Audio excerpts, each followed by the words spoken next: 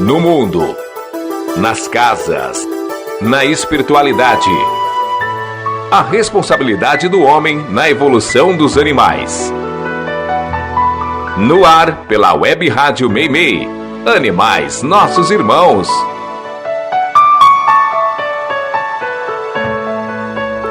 Bom dia, amigos e amigas ouvintes. Este é o programa Animais Nossos Irmãos, que vai ao ar pela Web Rádio Meimei todos os domingos às 10 horas da manhã. Esse é o nosso 9º programa. Olha só que bom, já chegamos ao 9º programa. Esse programa visa falar de animais, dar voz a eles, e não apenas no aspecto físico, aquilo que vemos nesse mundo. Eu tento abordar tudo o que não vemos também. Tenho liberdade aqui, pois que esse espaço que a Rádio Meimei oferece entende o conceito de espiritualidade, reencarnação e coisas que, se eu disser em um jornal, pode me fazer perder a credibilidade para muitos. Crenças são assim. Se você crê em algo, acaba por não dar a chance para nenhum conhecimento novo. E é esse aspecto que tento trazer também. Essa dificuldade que muitos têm em reformular suas crenças. Kardec foi o marco no conhecimento sobre a vida espiritual. Abriu as portas para que entendêssemos de fato o que acontece além da vida física, essa que vivemos. Mas ele deixou muitas lacunas abertas para que fossem preenchidas futuramente. Muitas dessas lacunas dizem respeito aos animais, pois que os espíritos que, através de Kardec, nos enviaram as obras básicas, sabiam que a evolução da humanidade imporia essa busca por conhecimento, que as pessoas procurariam, quando estivessem prontas, saber sobre esse outro e belo lado da evolução, que, querendo ou não, fazemos parte. Já enviou suas perguntas? Eu gostaria muito de conhecer e ajudar com suas dúvidas. Envie perguntas para o e-mail animaisnossosimãos2024@gmail.com, tudo junto, minúsculo e sem o tio. Eu sou a Vanderly, vem comigo em mais esse programa. Você está ouvindo Animais Nossos Irmãos. Tu te tornas eternamente responsável por aquilo que cativas. Quem já leu o livro O Pequeno Príncipe conhece a citação, famosa, adotada e muitas vezes criticada. Essa frase inesquecível faz parte do encontro do Pequeno Príncipe com a raposa. E talvez, por fazer parte de um livro infantil, poucos analisem sua profundidade.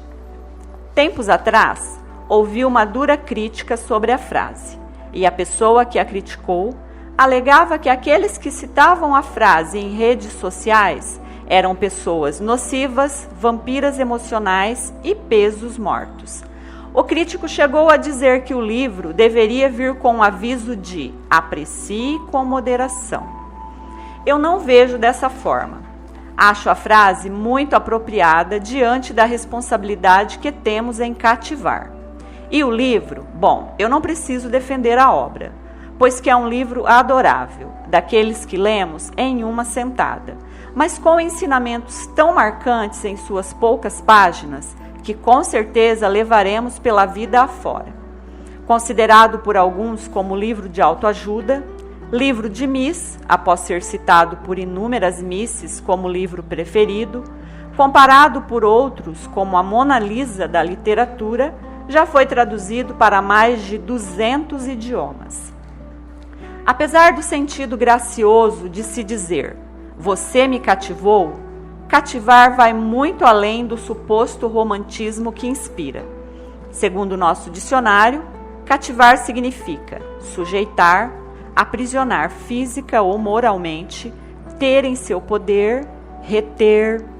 No livro citado, no diálogo entre o príncipe e a raposa, percebe-se claramente que ela, a raposa, deseja ser cativada. E quando ela diz ao príncipe que ele deve lhe cativar dia a dia, sempre no mesmo horário, ficar olhando de longe e se aproximar aos poucos, até que seu coração de raposo o espere todos os dias, naquele mesmo horário, e que comece a ser feliz com antecedência, ele descreve exatamente a domesticação de um animal selvagem. Raposas são animais selvagens, tidos como astutos, o qual o homem não se predispôs a cativar ou domesticar, pois é muito mais interessante caçá-lo do que tê-lo ao lado na caça. Para a caça, domesticaram os cães. A domesticação de animais é controversa. Tirar um animal do seu habitat e sujeitá-lo aos caprichos e necessidades humanas pode parecer realmente muito cruel. Mas os animais são domesticados desde a pré-história, seja para companhia, trabalho ou consumo. E comprovadamente, algumas espécies foram salvas da extinção graças a isso. Opiniões controversas à parte, não farei crítica alguma com respeito à domesticação, pois isso é parte da evolução deles, da mansidão que precisa ir aflorando, da convivência com outros de outras espécies. É assim que eles evoluem e aprendem a ser gente, pois que, como sabemos, eles caminham para isso. Mas quando domesticamos animais, os tornamos dependentes de cuidados, tiramo-los da natureza, onde eles possuem condições de sobreviver, e os tornamos fracos e carentes. Sem nossos cuidados, eles não terão condições de sobreviver. Estão cativos. O pássaro em uma gaiola, cativo do nosso egoísmo, está sujeito a morrer de fome ou sede, caso nos esqueçamos dele por alguns dias. A cadela, que desavisadamente seguiu seu instinto e procriou, terá que arcar com as consequências de não ter espaço para viver com seus filhotes, apenas porque foi cativada. O cavalo, resignado em se manter preso a uma corda de meio metro, amarrada em uma cerca sob o sol, ignorando que a liberdade pode estar apenas a um puxão. O boi que caminha reticente ao seu fim, mas desconhecendo sua força, é incapaz de se voltar contra os algozes que o empurram sem piedade. O peixe inquieto, que dá voltas e mais voltas no limitado espaço, muitas vezes faminto, respirando seus excrementos, esperando que alguém se lembre de que eles não são adornos de decoração, são seres vivos e estão cativos. O gato que segue seu instinto, pensando ser livre, achará muito estranho aquela ave na gaiola e pode ter desagradáveis surpresas quando se tornar uma ameaça aos olhos daquele que se encanta com um cantar tão triste. Nós, seres humanos, quase que em totalidade já fomos domesticados, pois vivemos cativos da família e da sociedade. Como saberíamos doar se não estivéssemos presos às amarras do sentimento? Liberdade é coisa de selvagem, que crê não precisar se prender a nada e segue negando sua responsabilidade perante a vida e perante ao próximo. Mas o problema não está em cativar. O sentimento que despertamos, na maioria das vezes, intencionalmente, usando de artifícios de sedução, deve ser proporcional à nossa responsabilidade, pois animais e pessoas não são objetos, apesar de que muitos, independente da espécie, possam ser comprados em qualquer esquina. Então, você não se torna responsável apenas pelo que cativa, você se torna responsável também pelo que foi cativado em nome da sua comodidade e do seu bem-estar.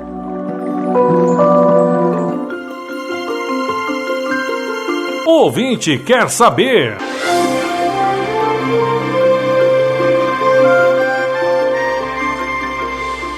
A pergunta veio da Cleusa, que quer saber. Tenho ouvido falar em transição planetária, mas não entendo muito do assunto. Já ouvi, inclusive, que as pessoas terão que parar de comer carnes quando isso acontecer. Isso é verdade?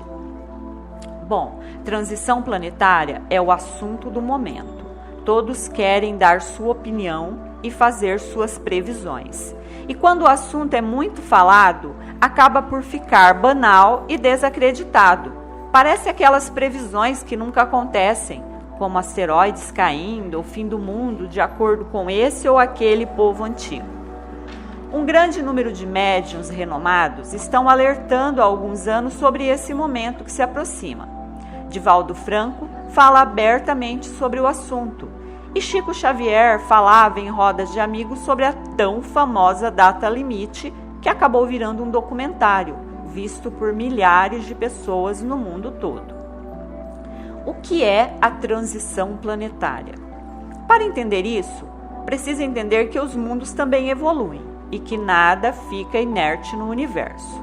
Podemos classificar os mundos em mundos primitivos, onde realizam as primeiras encarnações humanas, mundo de expiações e provas, onde aflora a inteligência e com ela o orgulho, os vícios e o egoísmo. Com base nisso, nesses mundos ainda prevalece o mal. Mundos de regeneração, ele serve de transição entre os mundos felizes. O mal já enfraquece e os espíritos ali encarnados ganham força para seguir na luta. Ainda estão longe da felicidade conquistada pelos espíritos puros. Seus habitantes ainda estão sujeitos à lei da matéria. Mundos ditosos, onde o bem já sobrepuja o mal. Os espíritos ali encarnados se despiram das vestes materiais. Seus corpos são leves e eles já não sofrem a influência da matéria. A intuição aflora, eles vivem mais e suas lembranças de outras vidas são mais reais. Já não se alimentam de outros seres e vivem em harmonia com seus irmãos animais, que são muito mais evoluídos e, consequentemente, mais inteligentes e prestativos. Mundo celeste, onde habitam seres angelicais. A Terra já foi mundo primitivo. A ciência e a história comprovam isso. Já adentramos e estamos saindo do período de expiações e provas e caminhamos para o período de regeneração e provas. E como pede um mundo em processo de regeneração, o mal deve ser ao menos domado para que o planeta vibre em uma intensidade mais elevada. E vibrando melhor, afastará o umbral da crosta terrestre e, consequentemente, sua influência negativa em nossas vidas. Então, pensando nessa regeneração, é inevitável não pensar nos inúmeros crimes, na fome em todos os cantos do mundo e os incalculáveis animais mortos para o consumo humano, e um sentimento de descrença povoa nossa mente. Da descrença ao comodismo, vamos caminhando, esperando a boa nova da regeneração, esperando que algo seja feito, que uma mágica aconteça e o planeta dê o salto. Não é tão simples assim. O planeta não se regenera sozinho. Quem muda são seus habitantes com novos comportamentos e sentimentos, e isso reflete na vibração do planeta. E cara amiga Cleusa, não há a menor possibilidade, repito, que não há a menor possibilidade de regeneração sem antes haver a mudança de todos os habitantes para o vegetarianismo. Há que se entender, de uma vez por todas, que a mudança na relação entre homens e animais é prioritária para a evolução do planeta. Muitos espíritos serão retirados daqui e muitos chegarão. É necessária a troca, a separação do joio e o trigo para que o planeta consiga fazer a mudança. Já foi dito que os frigoríficos alimentam o umbral. E por que será? A energia anímica despendida gratuitamente nesses locais é banquete para os desencarnados que habitam os locais de sofrimento. Um dia eu prometo trazer um tópico sobre isso, com mais detalhes. Por hora, vamos seguir com a pergunta da ouvinte. A mudança para o vegetarianismo será simplesmente porque quem ficará e chegará ao planeta não terá mais o hábito de comer animais. Ninguém será forçado. Cada qual terá sua escolha, e essa escolha que definirá os que ficarão e os que serão retirados daqui. Isso quer dizer que sentar-se esperando a boa nova chegar é um equívoco. Rebater a verdade com todas as forças por preguiça de sair da zona de conforto é outro erro. Arregaçar as mangas e ajudar a si e a outros na mudança é a lógica a ser feita. Dizia Chico Xavier que em 2057 as portas do planeta se fecharão para muitos, que a regeneração terá início. E eu sei que falar de datas é um erro. Afinal, o que são anos quando se tem a eternidade? Mas acontecerá, se no ano profetizado, ou séculos no futuro, já adentramos o processo e seremos nós que determinaremos esse tempo com nossas ações individuais.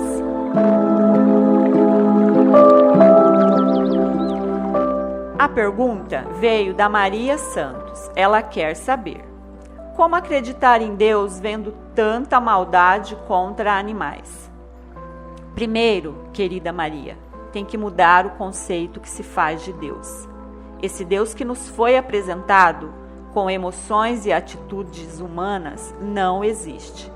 Para muitos de nós, creio que a maioria, ainda precisamos do referencial físico, aquele afago de pai, cuidado de mãe, aquele ser que interceda fisicamente por nós.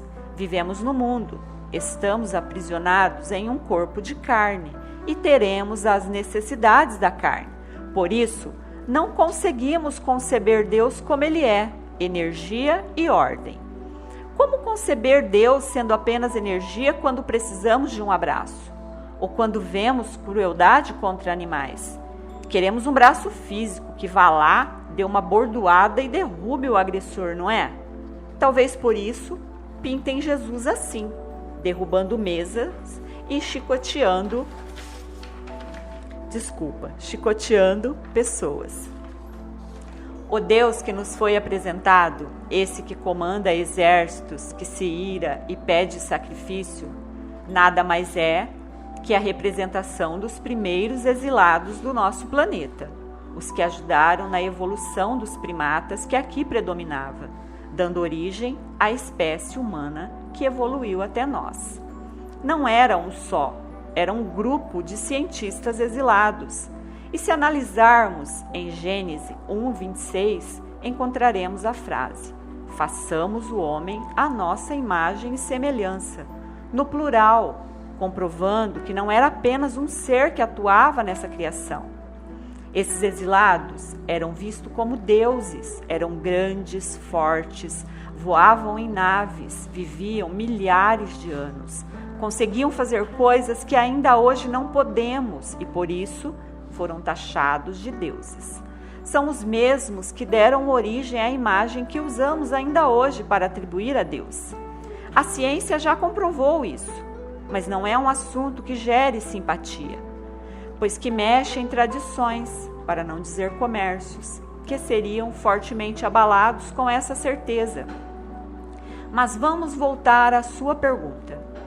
Deus, o Criador de tudo, inclusive desse Deus que adotamos e que nos decepciona em muitos casos, não tem forma física, não nos é semelhante e pode ser comparado a leis perfeitas de amor, pois que todos os universos são regidos por essas leis. Quanto a perder a fé em Deus por conta das atrocidades contra animais, há que se entender, querido ouvinte, que para toda ação possui uma reação e que os animais, assim como todos os seres neste planeta, estão em evolução. E as atrocidades a que são submetidos fazem com que alavanquem na evolução. Eu sei que isso não é alento quando vemos a crueldade.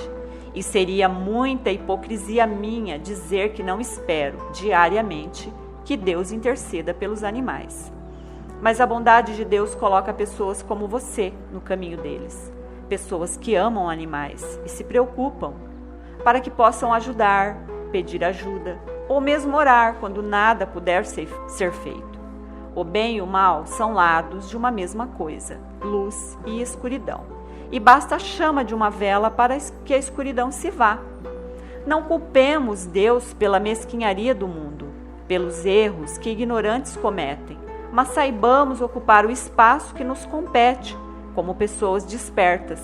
Sejamos a luz que vai iluminar as mentes dos que ainda desconhecem o amor. Deus precisa de ação, do verbo. O Criador precisa de nós para que o bem seja feito. No final, os deuses somos nós. Não foi isso que Jesus falou? Fique atento! E se houver calor, elas chegam às centenas, alegres, comunicativas, belas e curiosas. Tomam o topo das árvores, os fios de alta tensão e anunciam sua presença para quem quiser ouvir. Sim, eu estou falando das maritacas. Fazem ninhos em forros, cortam fios e podem despertar o ódio em muitos. Mas fiquem atentos. Matar ou ferir maritacas é crime, pode dar cadeia. Sendo assim, pensem bem antes de destruir ninhos ou ferir esses amados e lindos pássaros. Se você vir alguém planejando maldades contra maritacas, denuncie. Se elas superlotam as cidades, é simplesmente porque nossas cidades destruíram as florestas delas. Foi notícia! Foi notícia!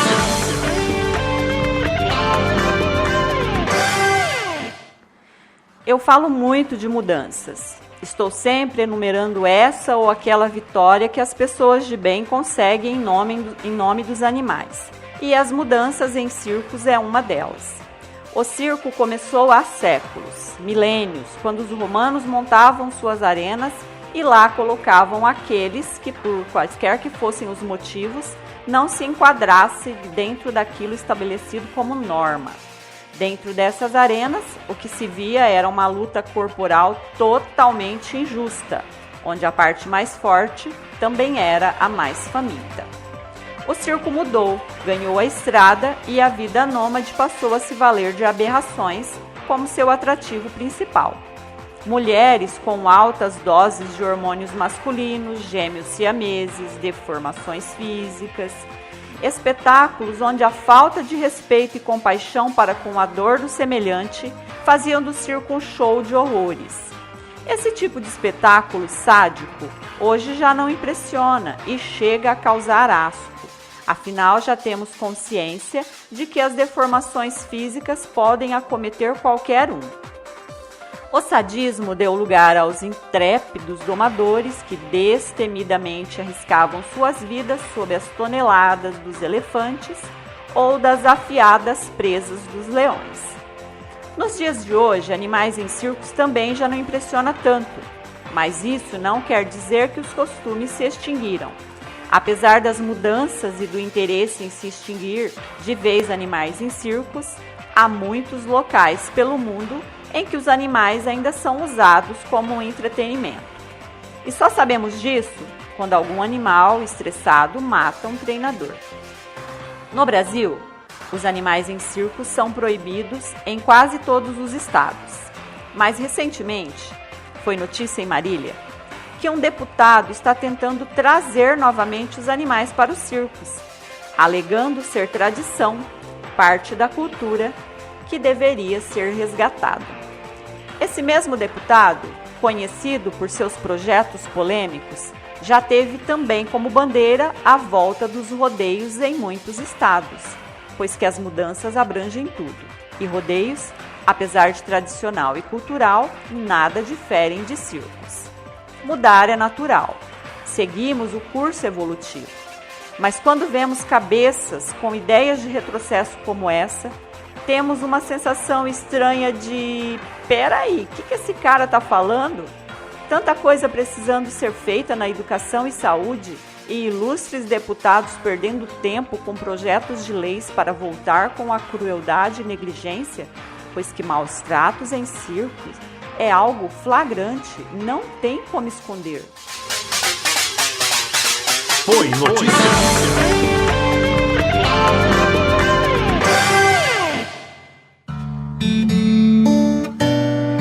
Na Web Rádio Meimei, Animais Nossos Irmãos. A palavra altruísmo foi criada em 1830 pelo filósofo francês Auguste Comte, para caracterizar o conjunto das disposições humanas, individuais ou coletivas, que inclinam os seres humanos a dedicarem-se aos outros. O altruísta é a pessoa que realiza algum tipo de sacrifício pessoal a fim de garantir o bem de outros. Sendo assim, altruísmo seria o oposto de egoísmo. Um conceito de altruísmo que eu gosto é o de que o altruísta encontra um sentido para a sua vida em algo que está fora de si. O altruísmo, sendo assim, seria o amor praticado. Mas não dá para atribuir altruísmo a qualquer ação quando não sabemos o que a impulsionou. Quem pode afirmar os motivos reais que passam pela cabeça de alguém quando faz algo de bom? Os grandes altruístas da humanidade dificilmente saem nas manchetes de jornais. O verdadeiro ato de altruísmo é praticado no silêncio, na solidão, sem plateias, sem reconhecimentos. Muitas vezes, apenas uma oração direcionada a um necessitado denota um amor despretensioso que em muito supera uma multidão de oportunistas sociais. Dizem que não existe um ato 100% altruísta, e eu concordo, pois somos imperfeitos, vivendo em um mundo imperfeito. E mesmo quando nossas intenções são as melhores, ainda nos alimentamos de elogios, sorrisos ou apenas uma consciência tranquila. Sendo assim, o altruísmo alimenta nosso egoísmo. Contraditório? Não. Realista. Só ressaltando que essa minha visão não diminui os valorosos benfeitores, e eu sei que existem pessoas que fazem o bem pelo bem, sem esperar absolutamente nada em troca. Mas para a maioria de nós, sabedores de que quanto mais fizermos pelos outros, mais angariamos em nosso benefício, a equação é bem simples: dar para multiplicar.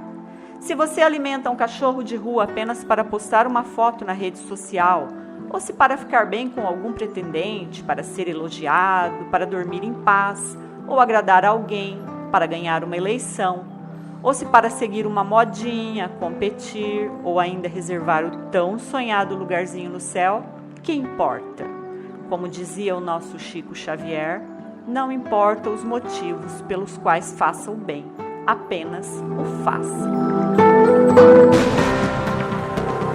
Vanderly do Carmo está apresentando Animais Nossos Irmãos.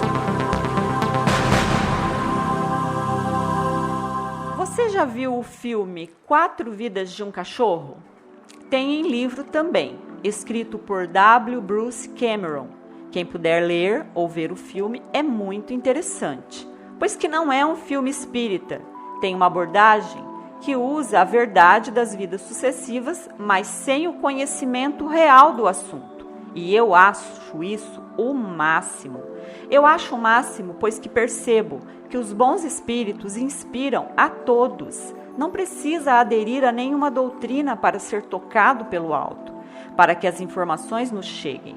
E mesmo que o inspirado, no caso o escritor, tenha sentido e percebido o que deveria escrever, ele não é um profundo conhecedor do assunto. Ele apenas sentiu a verdade, e a verdade não se esconde atrás de doutrinas religiosas. Então, minha dica dessa semana para quem puder ler o livro ou ver o filme é 4 Vidas de um Cachorro. Vale a pena. Você sabia? Você já deve ter ouvido falar que os polvos são muito inteligentes, não é? E realmente são.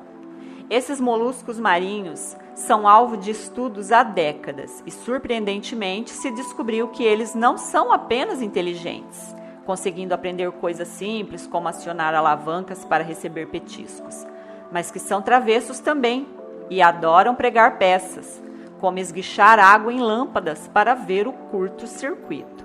Uma curiosidade que poucos sabem é que, diferente da maioria dos animais, os neurônios de um polvo não estão no cérebro, mas sim nos tentáculos. E acreditem, eles possuem sangue azul e 3 corações. Por isso, alguns dizem que eles são alienígenas, mas se forem, escolheram a Terra há muito tempo, pois que as pesquisas recentes descobriram que eles estão aqui neste planeta há mais de 200 milhões de anos. E essa é mais uma curiosidade incrível de mais um animal incrível.